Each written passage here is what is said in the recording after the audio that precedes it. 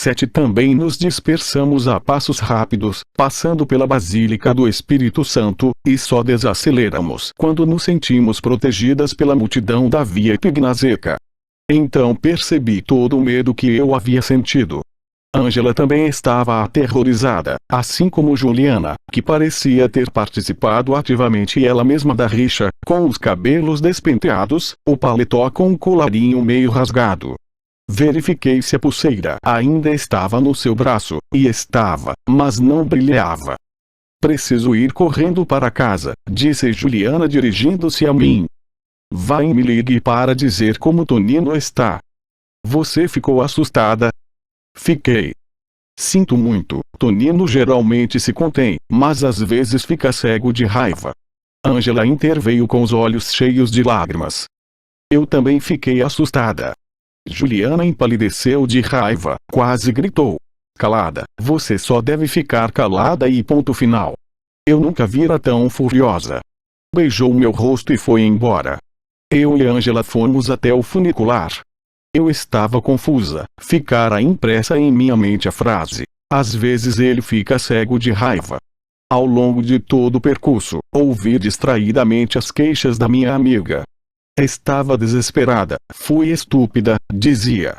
Mas depois tocava na bochecha vermelha e inchada, o pescoço doía, gritava. Como ele se atreveu, me deu um tapa, logo em mim, que nunca apanhei nem dos meus pais, não quero vê-lo nunca mais. Chorava, depois recomeçava com outra dor. Juliana não a cumprimentara, havia se despedido só de mim. Não é justo pôr toda a culpa em mim, murmurava, como eu ia saber que Tonino era um animal. Quando a deixei no portão da minha casa, ela admitiu. Tudo bem, tenho culpa, mas tanto Tonino quanto Juliana são pessoas sem educação. Eu nunca teria esperado algo assim. Aquele tapa na minha cara, ele podia ter me matado, podia ter matado aqueles garotos também. Errei por gostar de um animal como ele. Murmurei. Você está enganada, Tonino e Juliana são muito educados, mas, em alguns momentos, você realmente pôde ficar cego de raiva. Subi para casa a passos lentos. Aquela expressão, ficar cego de raiva, não queria sair da minha cabeça. Tudo parece estar em ordem. Bom dia, até logo, fique à vontade, o que gostaria de beber? Poderia abaixar um pouco o volume? Obrigada, de nada. Mas existe um véu sombrio que pode cair de uma hora para outra. É uma cegueira repentina, você não sabe mais manter a distância, acaba colidindo. Só algumas pessoas ou todas, após certo patamar, ficavam cegas de raiva. E éramos mais verdadeiros quando enxergávamos tudo nitidamente ou quando os sentimentos mais robustos e densos, o ódio, o amor, nos cegavam. Enzo não havia deixado de enxergar Margarita, cego por Vitória. Meu pai não havia deixado de enxergar minha mãe, cego por Costanza. Eu não havia deixado de enxergar qualquer coisa, cega pelo insulto de Silvestro, meu colega. Roberto também podia sofrer uma cegueira daquelas.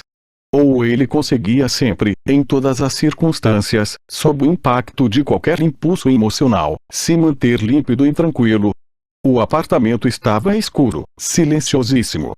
Minha mãe devia ter decidido passar a noite de sábado fora. O telefone tocou, atendi logo, certa de que era Juliana.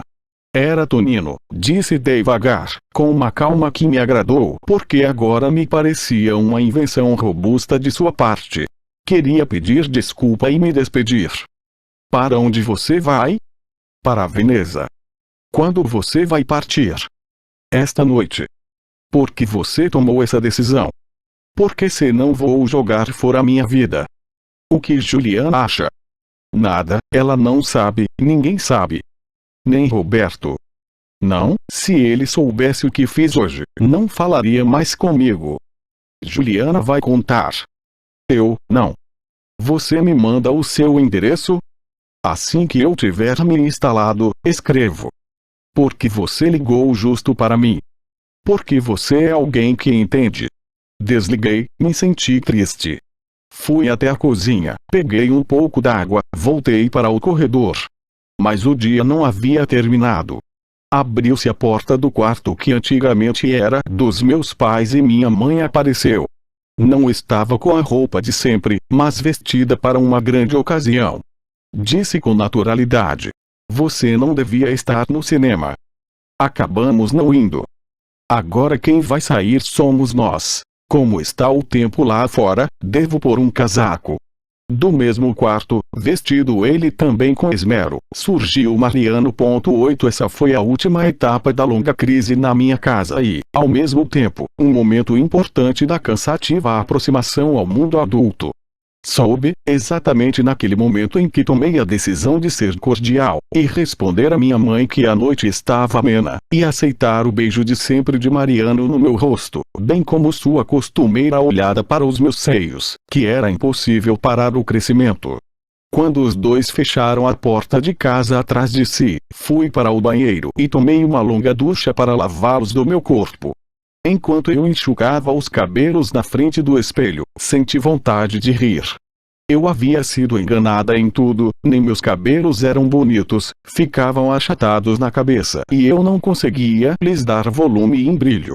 Quanto ao rosto, bem, não tinha nenhuma harmonia, exatamente como o de Vitória. Mas o erro foi ter feito daquilo uma tragédia. Era só olhar por um instante que fosse quem tinha o privilégio de ter um rosto bonito e elegante e descobrir que aquela pessoa escondia infernos semelhantes aos expressos por rostos feios e grosseiros. O esplendor de um rosto, enriquecido ainda por cima pela gentileza, ocultava e prometia ainda mais dor do que um rosto opaco. Ângela, por exemplo, depois do episódio do cinema e do desaparecimento de Tonino da sua vida, entristeceu, se tornou má. Em telefonemas longuíssimos, me acusou de não estar do seu lado, de ter aceitado que um homem a esbofeteasse, de ter dado razão a Juliana. Tentei negar, não adiantou. Ela me disse que havia contado aquele episódio a Costanza e até o meu pai. Costanza disse que ela estava certa, mas Andréa foi além. Quando entendeu quem era o tal Tonino, de quem era filho, onde havia nascido e crescido, ficou com muita raiva, não tanto dela, mas de mim. Ângela contou que meu pai dissera textualmente: "Giovanna sabe muito bem quem é aquela gente, devia ter protegido você. Mas você não me protegeu", gritou, e eu imaginei que seu meigo e harmônico rosto sedutor, ali na casa de Posilipo, com um fone branco encostado ao ouvido, havia se tornado naquele momento mais feio do que o meu. Eu disse: "Por favor, de agora em diante, me deixe em paz. Faça suas confidências para Andréa e Costanza, eles entendem você melhor do que eu." E desliguei. Logo depois, intensifiquei meu relacionamento com Juliana. Ângela tentou muitas vezes fazer as pazes, dizia: "Vamos sair juntas." Sempre respondi, mesmo quando não era verdade: "Tenho um compromisso, vou sair com Juliana", e dei a entender ou disse explicitamente: "Você não pode ir comigo, ela não suporta você."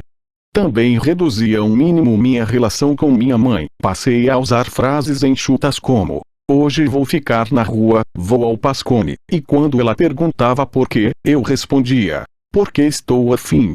Certamente me comportei assim para me sentir livre de todos os velhos vínculos, para deixar claro que não me importava mais a opinião de parentes e amigos, os seus valores, a vontade que eles tinham de que eu fosse coerente com aquilo que imaginavam que eu era.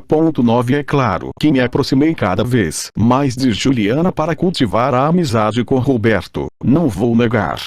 Mas também me pareceu que Juliana realmente precisava de mim depois que Tonino foi embora sem explicações, deixando-a sozinha para combater Vitória e suas prepotências. Uma tarde, ela me telefonou agitadíssima para dizer que sua mãe, induzida por minha tia, naturalmente, queria que ela dissesse a Roberto: "Ou você se casa comigo logo e vamos morar em Nápoles, ou terminamos o noivado." "Mas não posso", desesperava-se, "ele está muito cansado, está fazendo um trabalho importante para sua carreira." Eu estaria louca se dissesse: "Case comigo imediatamente." E, além disso, eu quero ir embora daqui para sempre. Ela estava farta de tudo. Aconselhei a esclarecer para Margarita e Vitória os problemas de Roberto. Depois de muita hesitação, foi o que ela fez, mas as duas mulheres não ficaram convencidas e começaram a corroer seu cérebro com mil insinuações.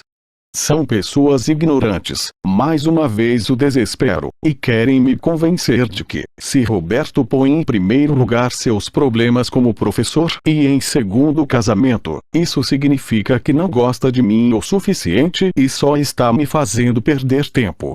Aquela repetição insistente não foi sem efeito. Logo percebi que, às vezes, Juliana também duvidava de Roberto. Claro, em geral reagia com raiva e ficava zangada com Vitória, que inculcava ideias negativas na cabeça da sua mãe, mas, de tanto martelá-las, as ideias negativas também estavam abrindo caminho na cabeça da própria Juliana e deixando-a melancólica.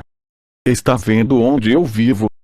disse uma tarde em que fui visitá-la e estávamos dando uma volta pelas ruas miseráveis no entorno da sua casa. Já Roberto mora em Milão, está sempre ocupado, encontra muitas pessoas inteligentes e, às vezes, tem tanta coisa para fazer que nem consigo falar com ele ao telefone. É a vida dele. A vida dele deveria ser eu. Não sei. Ela ficou nervosa. Não? Então o que é? Estudar, bater papo com as colegas e as alunas. Talvez Vitória tenha razão. Ou ele se casa comigo ou chega. As coisas se complicaram mais quando Roberto lhe contou que tinha de ir a Londres a trabalho por 10 dias. Juliana ficou mais nervosa do que de costume. Aos poucos, ficou claro que o problema não era tanto a permanência no exterior. Soube que aquilo já havia acontecido outras vezes, embora por 2 ou 3 dias, mas o fato de ele não estar viajando sozinho. Naquele momento, eu também fiquei alarmada. Com quem ele vai? Com Michela e outros 2 professores. Quem é Michela? Uma tal que está sempre grudada nele. Vá você também. Aonde, Gianni? Aonde? Não pense na criação que você teve, pense na minha criação, pense em Vitória, pense na minha mãe, pense neste lugar de merda. Para você, tudo é fácil, para mim, não. Ela me pareceu injusta. Eu me esforçava para entender seus problemas, mas ela não fazia ideia dos meus. Fingi que não tinha importância, deixei que ela desabafasse, dediquei-me a acalmá-la. No centro da minha argumentação, estava como sempre a qualidade rara do seu noivo. Roberto não era uma pessoa qualquer, mas um homem de grande força espiritual, muito culto, fiel. Mesmo que a tal Michela tivesse algum interesse, ele não teria cedido. Ele ama você, falei, e vai se comportar com honestidade. Ela começou a rir, tornou-se amarga. A transformação foi tão repentina que lembrei de Tonino e do episódio no cinema. Encarou-me com um olhar ansioso, parou bruscamente de falar no seu italiano semi-dialetal, passou a usar apenas o dialecto. Como você sabe que ele me ama? Não sou apenas eu que sei, todos sabem, certamente essa tal Michela também. Os homens, bons ou ruins, basta encostar neles e o que eles querem é foder. Quem disse isso para você foi Vitória, mas é bobagem. Vitória diz coisas feias, mas não bobagens. De qualquer maneira, é melhor você confiar em Roberto, ou vai ficar mal. Já estou péssima, Gianni. Àquela altura, intuí que Juliana não atribuía a Michela apenas o desejo de ir para a cama com Roberto, mas o projeto de roubá-lo dela para se casar com ele. Passou pela minha cabeça que ele, totalmente ocupado pelos estudos, provavelmente nem suspeitava que ela pudesse ter aquelas angústias. E pensei que talvez bastasse lhe dizer: Juliana está com medo de perder você, está muito nervosa, tranquilize-a. Ou, de qualquer maneira, esse foi o motivo que dei a mim mesma quando pedi a Juliana o número de telefone do seu noivo. Se você quiser, sugeri, falo com ele e tento descobrir qual é a situação com essa tal Michela. Você faria isso? Claro. Mas ele não pode pensar que você está ligando por minha causa. Imagine. E você tem que me contar tudo o que disser e o que ele disser também. Claro. 10. Copiei o número em um caderno de anotações, encerrei-o dentro de um retângulo traçado com lápis de cor vermelho. Uma tarde, muito emocionada, liguei aproveitando que minha mãe não estava em casa. Roberto me pareceu surpreso, até apreensivo. Deve ter achado que havia acontecido algo com Juliana, foi a sua primeira pergunta. Eu disse que ela estava bem, pronunciei algumas frases confusas e, depois, descartando de repente todos os preâmbulos que eu havia arquitetado para dar dignidade ao telefonema, disse com um tom quase ameaçador. Se você prometeu se casar com Juliana e não vai cumprir, você é um irresponsável. Ele ficou calado um instante, depois ouvi rir. Sempre cumpro minhas promessas. Foi sua tia que mandou você telefonar. Não, eu faço o que sinto vontade. A partir daquele ponto, teve início uma conversa que me desestabilizou muito por causa da sua disponibilidade em falar comigo de questões pessoais. Ele disse que amava Juliana, que a única coisa que poderia impedir que os dois se casassem seria ela não o querer mais. Garante que Juliana o queria mais do que qualquer outra coisa, mas acrescentei que ela estava insegura, com medo de perdê-lo, com medo de que ele se apaixonasse por outra. Ele respondeu que sabia e que fazia de tudo para tranquilizá-la. Eu acredito, respondi, mas agora você vai para o exterior, poderia conhecer outra garota. Se você descobrisse que Juliana não entende nada de você e do seu trabalho é outra, sim, o que você faria? Sua resposta foi longa.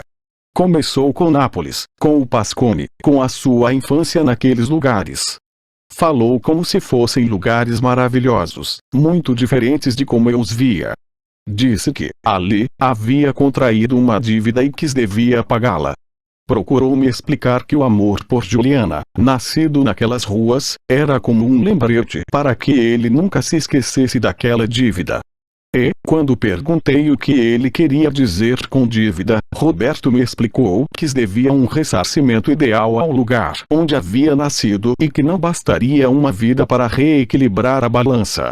Então repliquei: você quer se casar com ela como se estivesse se casando com o Pascone. Senti que ele ficou constrangido, disse que se sentia grato porque o obrigava a refletir, com certa dificuldade articulou: quero me casar com Juliana porque ela é a encarnação da minha própria dívida. Manteve até o fim um tom baixo, mesmo pronunciando às vezes frases solenes como não nos salvamos sozinhos. Às vezes, parecia que eu estava falando com alguns dos meus colegas da escola, devido às construções elementares que ele escolhia, e isso me deixou à vontade, mas ao mesmo tempo me amargurou. Em certos momentos, suspeitei que ele usasse comigo os modos adequados para quem eu era, uma garotinha, e, por um instante, pensei que, com a tal Michela, talvez falasse com mais riqueza e complexidade. Por outro lado, o que eu queria?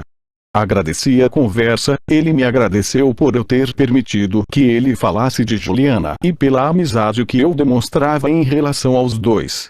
Eu disse sem refletir: Tonino foi embora, ela está sofrendo muito, está sozinha. Eu sei, vou tentar remediar. Foi um prazer conversar com você. Igualmente. 11 Relatei todas as palavras a Juliana, ela recuperou um pouco de cor, estava precisando. Não notei piora quando Roberto partiu para Londres. Ela me disse que ele telefonava, que havia escrito uma carta bonita e nunca mencionou Michela. Ficou alegre quando ele comunicou que um novo artigo seu acabara de ser publicado em uma revista importante. Pareceu-me orgulhosa dele, estava feliz como se ela mesma tivesse escrito o artigo. Mas lamentou rindo que só podia se vangloriar comigo. Vitória, sua mãe, Corrado não podiam apreciar. E Tonino, o único que teria entendido, estava longe, trabalhando como garçom. Quem sabe se ainda estava estudando. Posso ler? Perguntei. Não tenho a revista. Mas você leu. Percebi que eu dava como certo que ele lhe mostrasse tudo o que escrevia, era natural. Era o que meu pai fazia com minha mãe, às vezes até eu era obrigada a ler algumas das suas páginas preferidas. Juliana entristeceu, li em seus olhos que gostaria de ter respondido sim, eu os li. Chegou a sentir automaticamente. Mas, depois, abaixou o olhar, voltou a levantá-lo com raiva, disse: não, não os li, não quero ler. Por quê? Por medo de não entender.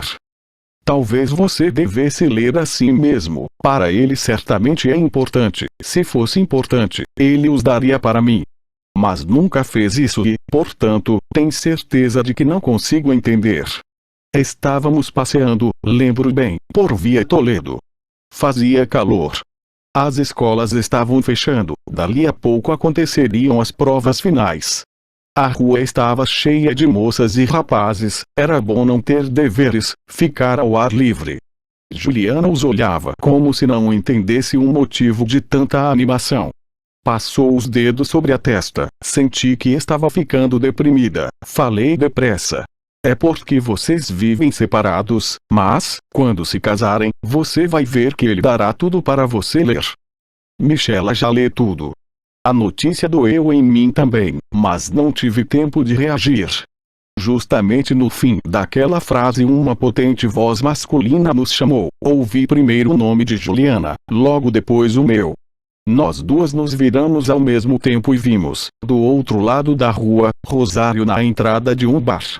Juliana fez um gesto contrariado, deu um tapinha no ar, queria seguir em frente como se não tivesse ouvido. Mas eu já havia feito um gesto para cumprimentá-lo e ele atravessava a rua em nossa direção. Você conhece o filho do advogado Sargente? Perguntou Juliana. Corrado me apresentou. Corrado é um cretino.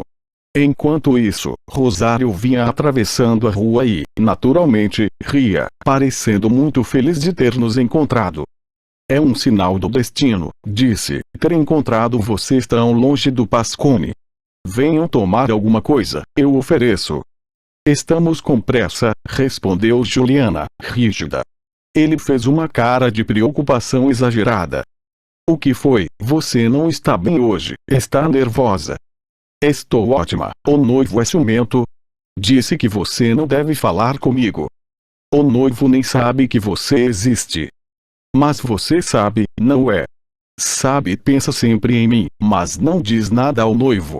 Mas deveria dizer tudo. Não deve haver segredos entre noivos, senão o relacionamento não funciona e todos sofrem. Vejo que você está sofrendo, olho e penso, como ficou abatida, que pena. Você era tão cheia e macia, agora está ficando igual a um cabo de vassoura. E, o bonito aqui é você.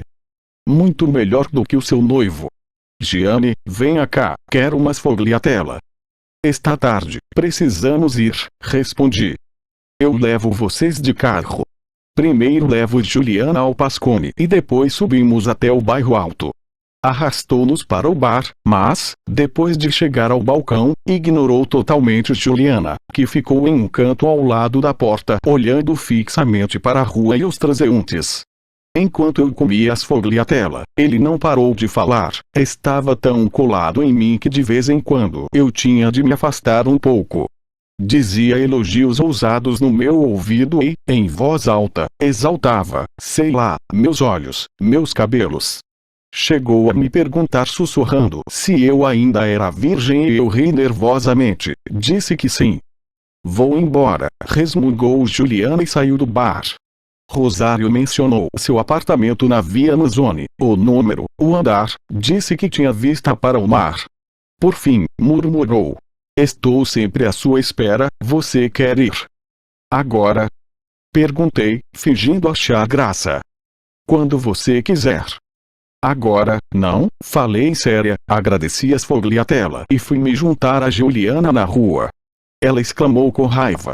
Não dê confiança àquele babaca, não dê, ele é que é abusado. Se sua tia vir vocês juntos, mata os dois. Eu sei. Ele falou da Via Manzoni.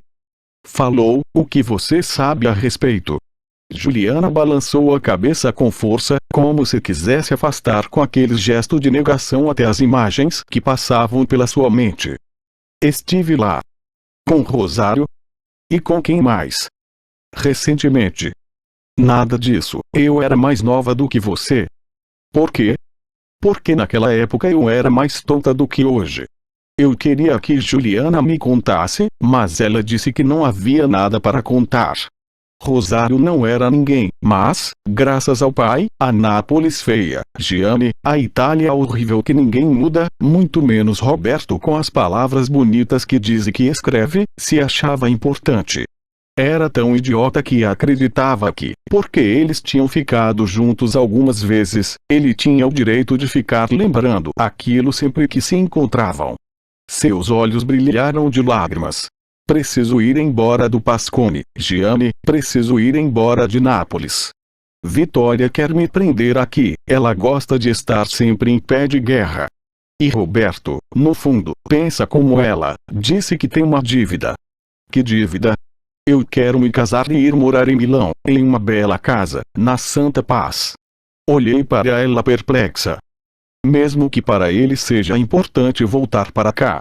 Ela balançou energicamente a cabeça, começou a chorar, paramos na Piazza Dante. Por que você está assim? Perguntei. Ela enxugou os olhos com a ponta dos dedos, murmurou. Você iria comigo ver Roberto? Respondi logo.